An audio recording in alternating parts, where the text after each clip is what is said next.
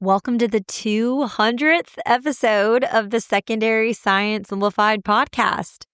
Last month, we also crossed the 200,000 listens mark, which feels very exciting as we hit 200 episodes. So I'm just very, very grateful for all of you who have listened. Obviously, if you're hearing this right now, you have listened. So I'm super grateful, especially because if you haven't heard yet, January 1 exactly is the 10-year anniversary of It's Not Rocket Science. And I have some fun goals I'm hoping to hit by then. So if you would like to celebrate with me and help me reach those goals, here are 3 things you can do. First, you can leave a rating and a review for the podcast on Apple. I'll link how to do that in the show notes. Second, you can follow me on Instagram. I have been trying to reach 10,000 on Instagram since the days where you had to have 10,000 in order to have the swipe up feature. Okay. And I have just crawled over there because I refuse to play Instagram's toxic games and do the things they want me to do. And I only want to post and create content over there the way that I want to do it. So it's taken forever for me to find people there. So I'm I need you to find me, but I'm super close to 10K. So that would feel exciting for year 10. And then similarly, follow me on TBT. I'm super close to hitting 10K there too. And again, that would just be a fun goal for year 10. And if you follow me on TBT, all that happens, other than me getting the number, on your end, you'll just get an email anytime I post a new resource. I think. I'm pretty sure that's what happens. Or if you use the app, when you open the app, it'll show your followers when they create a new resource. So I don't create a lot of new resources right now because I'm in the physical science revamp. So I'm just revamping a lot of old ones, and all the new things are going in the newly revamped physical science units. But one thing I'm hoping to do this next summer after the physical science revamp's done and all of that is I have a list of all of my favorite instructional resources in the chemistry curriculum and in the newly revamped physical science units that I want to pull apart and offer available a la carte as just $3, $5, here's a project, here's a lab I love, that kind of thing. So if you follow by then you'll know when I actually get those things up. Okay. All that to say, back to business. Today's episode is what I do every 50 episodes. It's an Ask Me Anything theme. So I'm answering questions you've submitted via email or Instagram DM, and I have 10 of them to answer today. So let's dive in. This is Secondary Science Simplified, a podcast for secondary science teachers who want to engage their students and simplify their lives. I'm Rebecca Joyner from It's Not Rocket Science. As a high school science teacher turned curriculum writer, I am passionate about helping other science teachers love their jobs, serve their students, and do it all in only 40 hours a week. Are you ready to rock the time you spend in your classroom and actually have a life outside of it? You are in the right place, teacher friend. Let's get to today's episode. First question, which I really want to make its entire own episode on this, but it would probably be, later this year because y'all know I plan out my episodes so far in advance. This is a question I've gotten asked recently is what is the best way to go over classwork? The teacher said, normally I have students complete the activity with a partner and then go over it by cold calling with popsicle sticks. So if you're new around here, I'm a big fan of popsicle sticks. At the beginning of the year, I write all the students' names on a popsicle stick and I keep them in a beaker or just a Ziploc bag up front. And I go through the whole bag of sticks twice in one class period to make sure I'm engaging one-on-one with each student at least twice in my class period. So I use it for selecting groups, also answering any questions. When I ask a question and no one answers, I use that to kind of get people involved. So I'm a big fan of popsicle sticks. So this teacher said, normally they're doing it with a partner and then we cold call with the popsicle sticks. Sometimes though, the students will just wait for the answer instead of working through them first. How can I prevent this? Okay, so if this is you, if you're I send them off to do work independently and then when we come back together, their pages are blank and they're just waiting for me to tell them what to do. The first thing I have to tell you might seem a little harsh, but I say this with love, is that this is a culture issue. You have created a classroom culture and you might have done this completely unintentionally, but where they think it's okay for them to do that they can just sit there and then receive answers. And that is not the way that they are allowed to be in my classroom. And I'm sure that's not the way you want them to be in your classroom. So because this is a culture issue, we need to change the culture, meaning the expectation that is set in your classroom so that they do not believe that that is acceptable behavior. It is not acceptable for you to sit and get in this classroom. There's no universe where you walk through Miss Joyner's door and you get to sit and get. I've talked about this a lot before in the past with people asking about bathroom policies. I think that's something that can become really frustrating for teachers, like students always wanting to go to the bathroom in their class. And I will honestly say, students going to the bathroom in my class was not a problem because I created a culture where students did not want to leave my classroom because they knew they were going to miss so many things. This was not a class where, I'm not going to call out any of my coworkers, but it wasn't like another class where they knew that they could just go and like not much was going to be happening. They could leave, kill some time in the bathroom, check their snaps, and then come back. Like they were afraid to leave my classroom because we covered so much. Every minute of my classroom was purposefully planned. I have an episode from last back to school season on precise pacing and tight transitions. And I think that makes a really big difference. It's a part of a whole classroom management series I did. So I'll link that in the show notes if you missed it. But I think that is, you got to change the culture of your classroom. I mean, it really goes all the way back to how you're lesson planning and how you're pacing things in your class so that you're always moving. You're not rushing them, but we're moving at an active pace here. There's no downtime. And it also goes back to your curricular choices, like the curriculum you're using. If they sense in any regard that you're giving them busy work, that it's just something to kill time, then they will not take it seriously. But if they see that everything that you give them is incredibly intentional for helping them achieve what you want them to achieve in the classroom, then they will care about it a little bit more. One thing I love to do after my first unit test in all of my classes is I like to sit down, and you can do this too if you use It's Not Rocket Science resources. We sit down with the tests, and as we're going over them, I have them have their cover page of their unit packet in front of them, and then we have the test.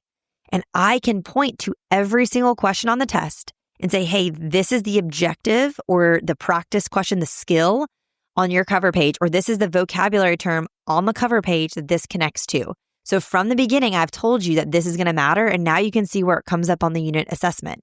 And then we can say, hey, let's go through our packet and see what were the other instructional resources we used to help you understand this objective or achieve this skill that's on the cover page or understand this vocabulary term so that they can see the intentionality through which I've selected, or in my case, maybe you've selected, or for me, I've purposefully designed every single instructional resource. They can see that nothing is wasted. So it also helps them see, because I know absenteeism can be hard in a lot of your classrooms. I've had a school where that was a big problem too. But they can see like, hey, if you miss a day, you're missing something that is important and aligned to this objective that's then going to be assessed on this test. And so it helps them see like, oh, those discovery stations, those really mattered.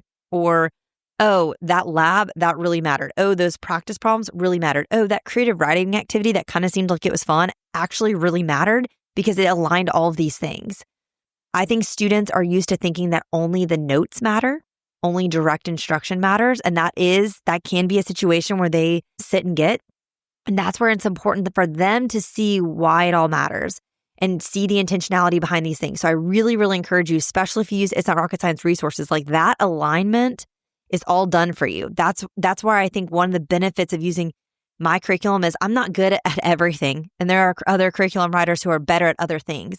But I think the thing that I am very good at is holistic curriculum design and really thinking about the whole picture and making sure every single thing is aligned, every single thing is intentional, and it's completely comprehensive. And so that's something you can show them. And again, that helps with the culture and the expectation of like all of these things matter. Also, like we're not giving them 20 practice problems on, calculating speed and velocity. We're giving you like 5, or we're giving 10 and saying you only have to do the odds. And then if you need more practice, you can do the evens later. I think not overwhelming them also really helps. It honestly makes me think of one of my children has a harder time with eating a variety of foods than my other children. And said child gets really overwhelmed when there's too much put on her plate. And so giving just like 1 or 2 bites of each thing really helps it feel like she can actually do it, as opposed to being like, I'll never eat all this much. And then if we need to add more, we can. But I think that helps with students too, not feeling like, oh, this is like 50 problems. Of course I'm not going to get through it. So then I'm not even going to try.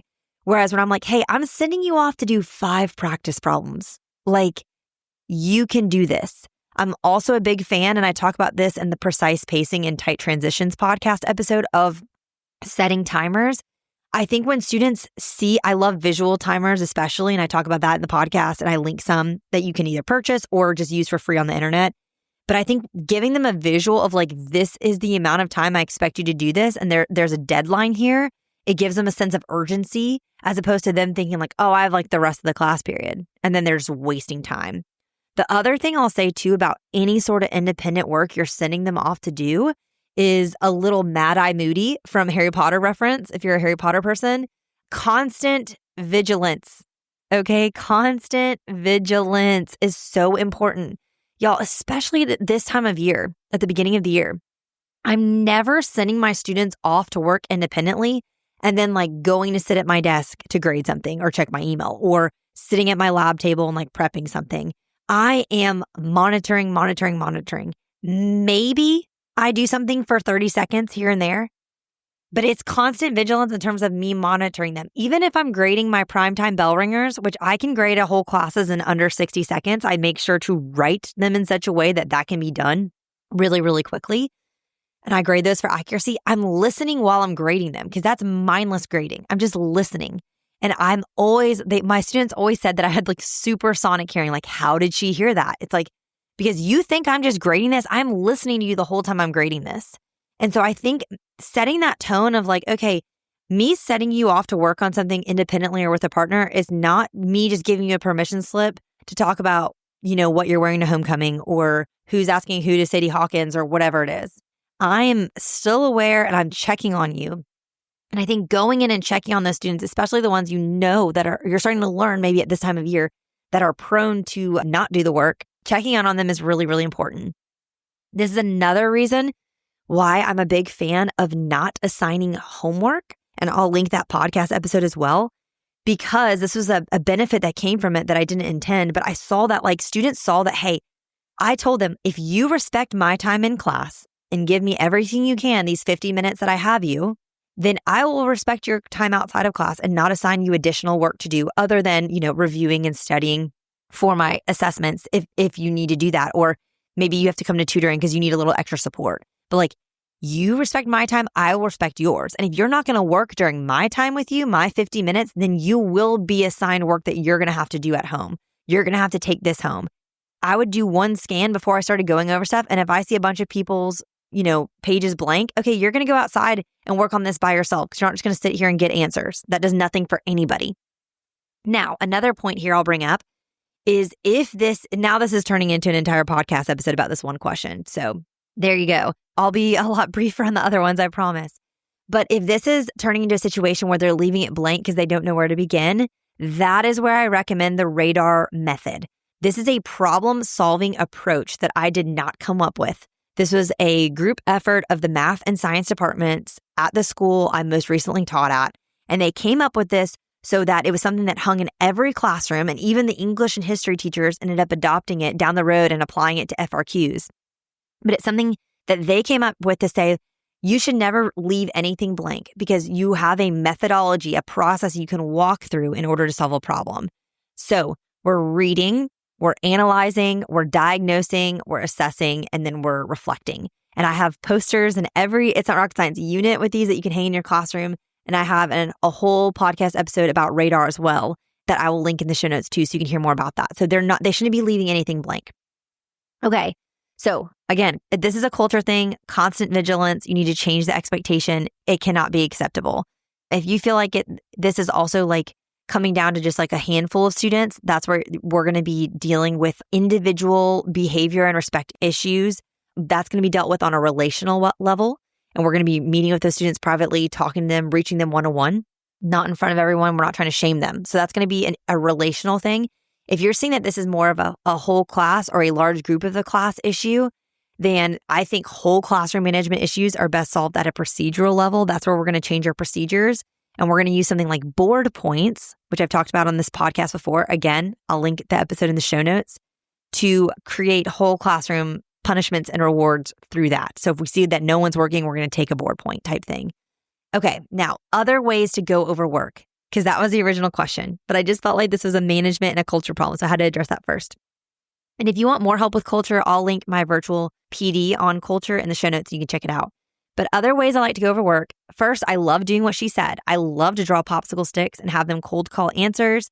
And then, let's say they're saying an answer and then I'll just say, hey, yay or nay, agree or disagree. And I let them say yay or nay. And then I kind of hear like, oh, if I hear nays, okay, let's dig into that. Do we need to work this out? Do we need to discuss this more? But if everyone agrees, we just kind of move on. So that's something I do love to do. Now, for quantitative problems, I really prefer, though, to have students write out the work. And this also holds them accountable for actually doing the work, because if their name gets drawn, they know that they're going to have to show what they've done. So what I'll do is, like, let's say I send them off to work on 5 practice problems. I will divide my whiteboard up with lines or squares into 5 sections, and I'll number them. And then, after I've given them 10 minutes to work, I'll draw popsicle sticks and I'll say, okay, hey, Casey, you got number 1. Okay, Devon, you got number 2. And I'll tell people who has what. And I say, as you finish with that number, I want you to go and write your work up on the whiteboard. So they're all up there working. They all write down their work. They all come sit down. And then as a class, as we're going over it, I reference their work. And I use a different colored marker and we correct it as needed. And then we go over the answers that way. So it really gets them doing the work at their desk, because if not, they know they're going to have to be like figuring it out live in front of everyone else. But also, like, it's a teachable moment, because if someone gets up there and they're like, I refuse to do this because I have no idea where to begin, we do radar as a class and we help them out. And I have the student that's up there who's saying they have no idea what to do. I'm like, okay, you're going to be the scribe. I'm going to talk through this. Like, as you're working this out, we're going to work this out as a class. We're going to read it together as a class. Now we're going to assess. Now we're going to diagnose. And the whole class is helping. And all your job is to do is then just write up there. It works really, really well. Okay, now also another way you can do this is if you have like mini whiteboards for every student, pass them out, have students write their answers on it. This would have to be for like one word, multiple choice, or quantitative problems. But then you can say, okay, 3, 2, 1, show me, and then kind of see like, did the majority of us get it? Did we not? Explain how we need to, that kind of thing.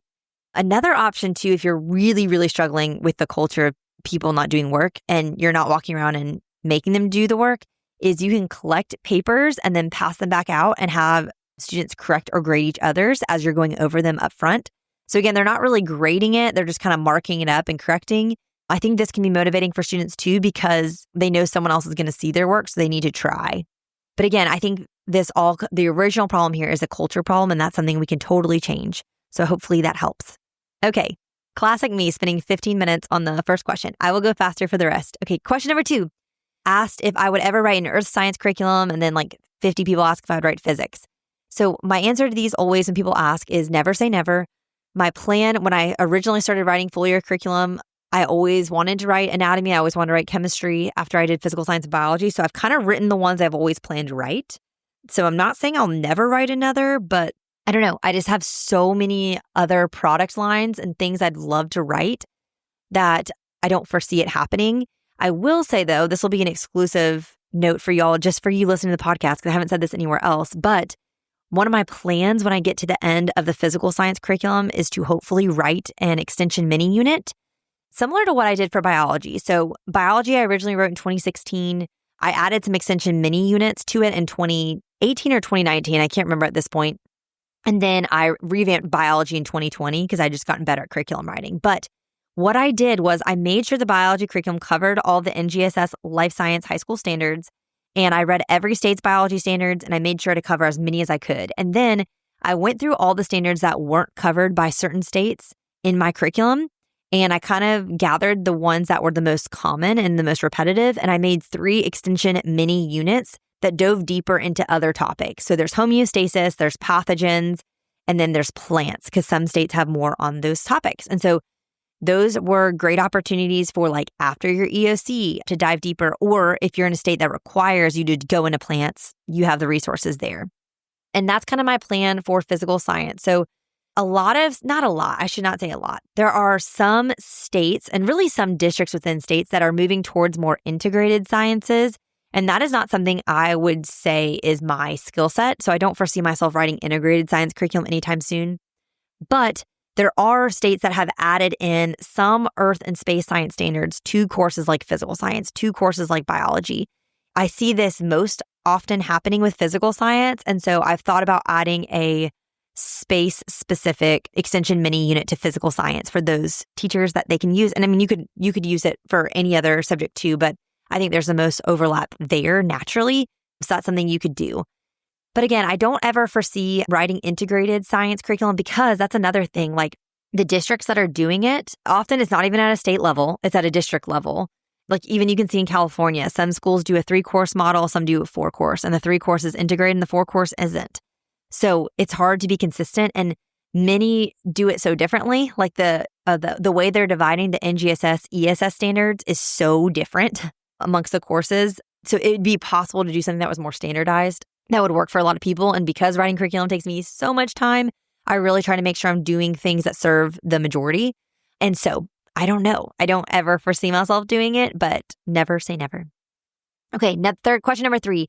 Differences between the Science Foundations unit and the Intro to Chemistry unit. Can I just buy Science Foundations unit and use it for my first unit and all of my preps? Okay, this is a great question. And I wrote the Science Foundations unit. That is the newest version of the first unit of the physical science curriculum.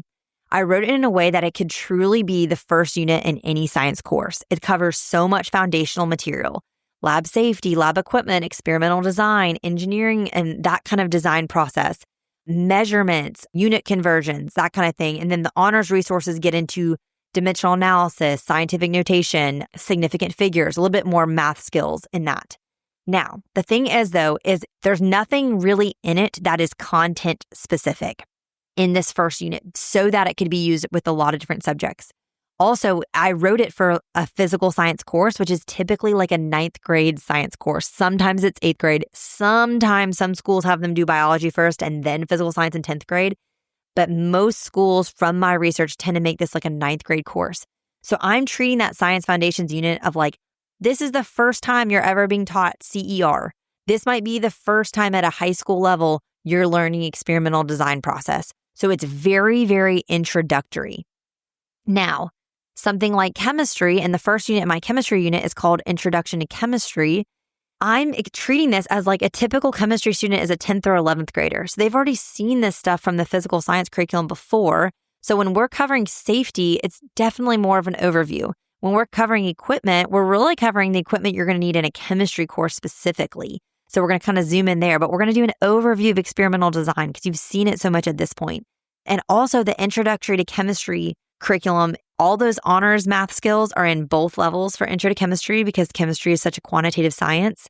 And then also there's an entire concept on properties and classification of matter, which is foundational, which is why it's in the first unit for chemistry. And so if you did Science Foundation instead, you would be missing out on that intro matter content.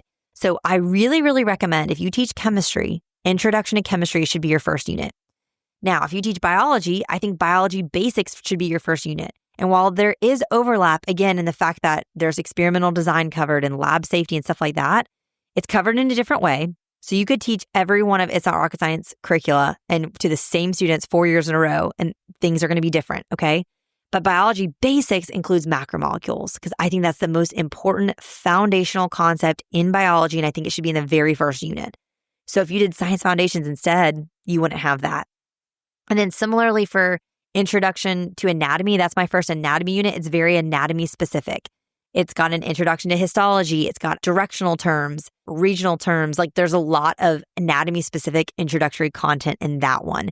So Science Foundations, I recommend for physical science or any other science course, and then those other 3 for those specific topics.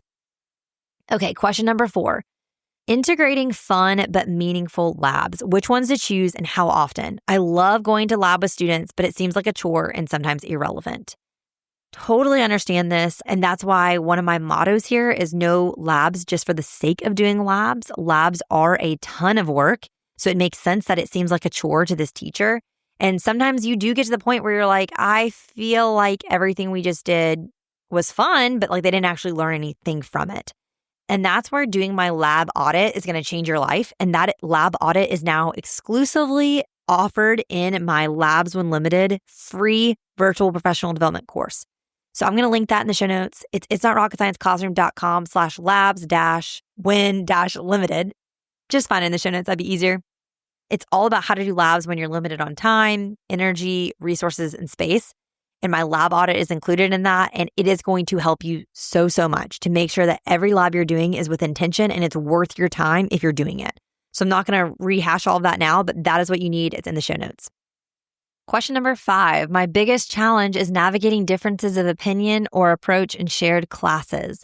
I'm the newest member of my department, so I yield to the old guard when we are in a disagreement, but I'm not sure it's the best approach. Okay, my first recommendation is you need to listen to my interview with my old high school chemistry teacher. He's one of the best teachers I ever had, and it's called It's Me, Hi, I'm the Problem, It's Me.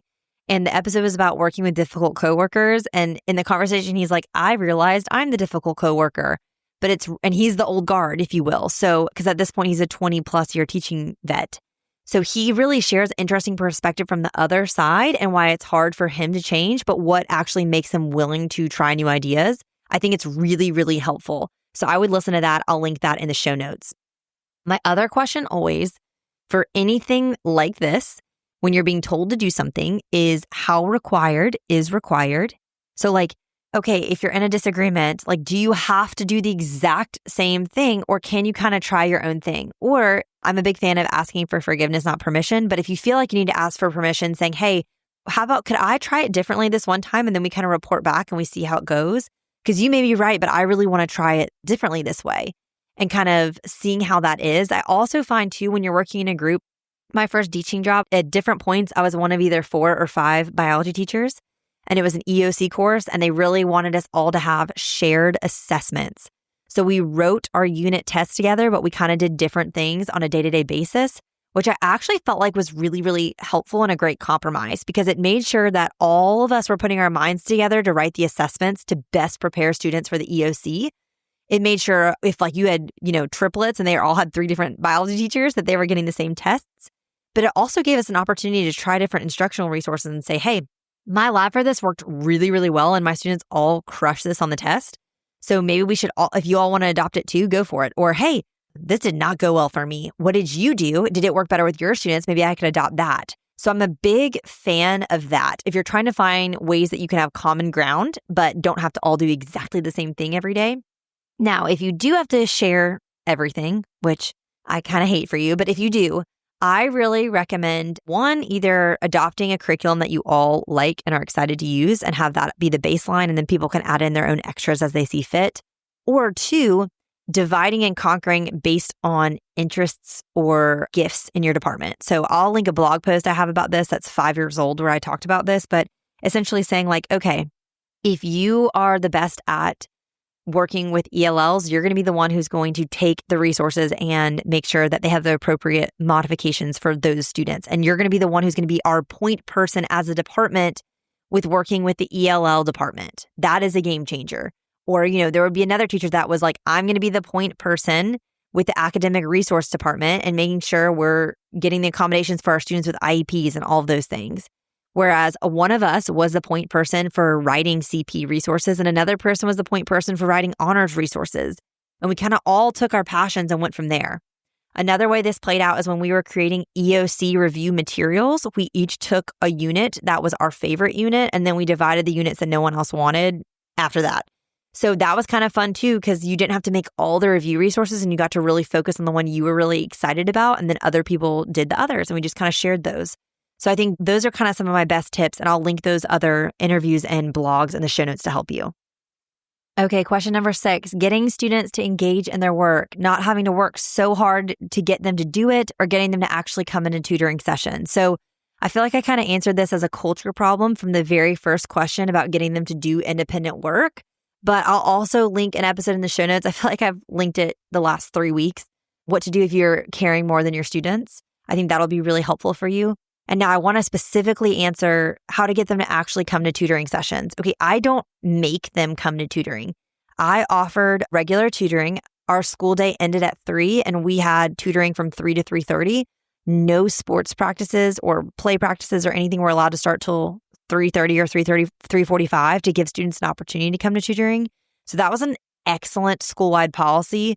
if you're having a hard time finding when students can come, and like the buses didn't leave until 3:30, I thought that was really, really genius. So that might be something to consider on a school-wide level. But even if that's not the case, I think having your hours, like, okay, I have one morning a week, or I have 2 mornings I come in and you can come for tutoring. I have 2 afternoons and I have 1 lunch that I'll make available. Okay. That would be a lot, but maybe you only need 2 to 3 days. But I make the tutoring sessions available, and I keep a poster at the front of my classroom that says, this is when tutoring is. And I tell students if I think they need to come in for tutoring. And I tell parents and guardians if I think their child needs to come in for tutoring. And that is where I leave it. These are high school students. I'm not going to come find them at their band practice, find them in the locker room changing for football, and drag them into my classroom for tutoring. They have to learn to take initiative. Okay. They have to become active and accountable learners. Okay. And I'll link a podcast episode I have about that too. I mean, especially, I think it doesn't matter if they're going on to college or going straight into the workforce after school. Like when you're in college, no teacher is going to come to your dorm and walk you to their office for office hours. You're going to have to take the initiative to do that. You're going to have to take the initiative in a 300-person lecture space to go find the teacher after class to ask the question.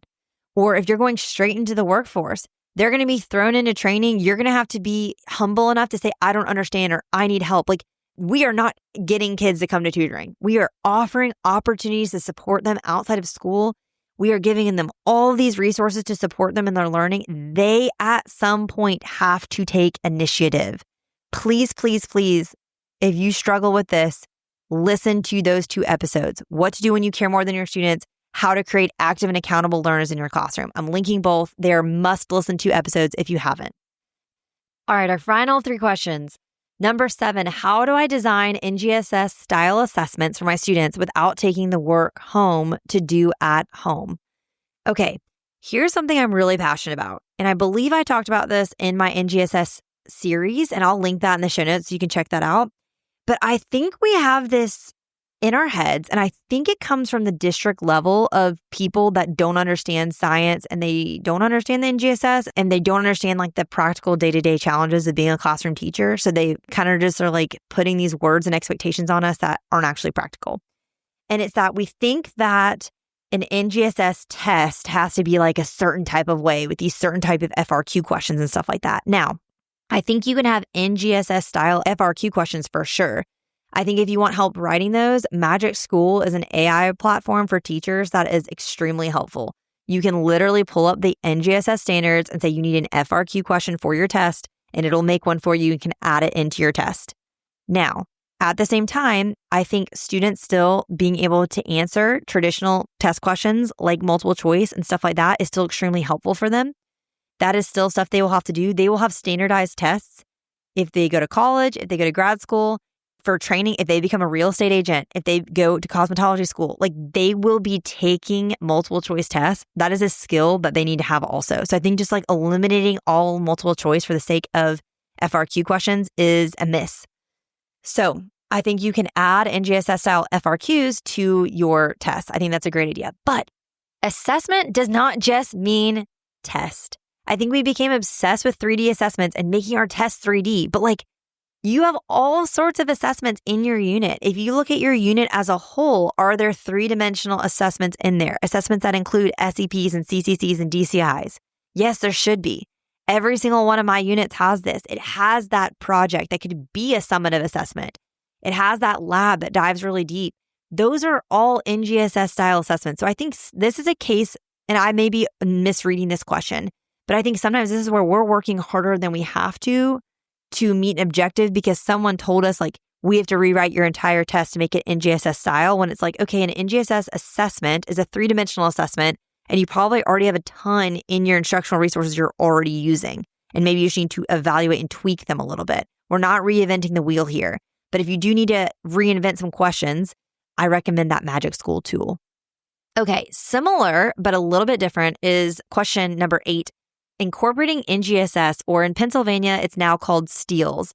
Myself and my department are struggling. Okay, anytime NGSS is mentioned, and I love that this teacher specifically mentioned that in Pennsylvania, it's called STEELS. I love to say, like, if you're listening and you're like, well, we don't use the NGSS, I'm telling you right now, I've read every state standards that teachers have sent me, and almost every state uses some almost plagiarized version of the NGSS if they're not using the exact NGSS. Now, some states do it really well. I really like for instance, yesterday I was reading Oklahoma's newest standards, and I love them because they are the NGSS. There's a slightly different notation on them because they specified which of the NGSS should be taught in chemistry versus physical science versus biology, which I love because I absolutely hate when districts just tell a chemistry teacher to teach NGSS and there are not standards designated in the NGSS for chemistry specific. Now, there are physical science standards where half are really more specific to chemistry and half are more specific to physics, but it's like, what do you want me to do? I don't know unless you tell me. So I love that Oklahoma just kind of changed the notation to make it clear what would be chemistry, what would go in physics, what would go in physical science. And then Oklahoma also added more clarification statements and more assessment boundaries for their state that are really, really helpful. So if you teach NGSS and feel like overwhelmed, honestly, look at the Oklahoma science standards. Again, this is fresh in my mind because I just read them. I really like them. They make it really clear for their state what they expect the detail to be, and they rock.